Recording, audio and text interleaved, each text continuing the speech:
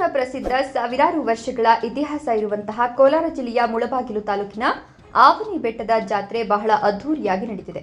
ವಿಶೇಷವಾಗಿ ಮುಳಬಾಗಿಲು ಶಾಸಕ ಸಮೃದ್ಧಿ ಮಂಜುನಾಥ್, ಮುಜರಾಯಿ ಇಲಾಖೆ, ಆವನಿ ಗ್ರಾಮಸ್ಥರು, ಗ್ರಾಮ ಪಂಚಾಯಿತಿ ಅಭಿವೃದ್ಧಿ ಅಧಿಕಾರಿಗಳಾದಂತಹ ವೆಂಕಟಾಚಲಪತಿ ಅವರು ಹಾಗೂ ಸಿಬ್ಬಂದಿ ಮುಂದಾಳತ್ವದಲ್ಲಿ ಜಾತ್ರೆ ನಡೆದಿದ್ದು, ಇಂದು ರಥೋತ್ಸವಕ್ಕೆ ಕೋಲಾರ ಜಿಲ್ಲಾಧಿಕಾರಿಗಳಾಗಿದ್ದ ಅಕ್ರಮ್ ಪಾಷಾ ಹಾಗೂ ಕೋಲಾರ ಪೊಲೀಸ್ ವರಿಷ್ಠಾಧಿಕಾರಿ ನಾರಾಯಣ್ ರವರು ರಥೋತ್ಸವಕ್ಕೆ ಚಾಲನೆ ಕೊಟ್ಟರು.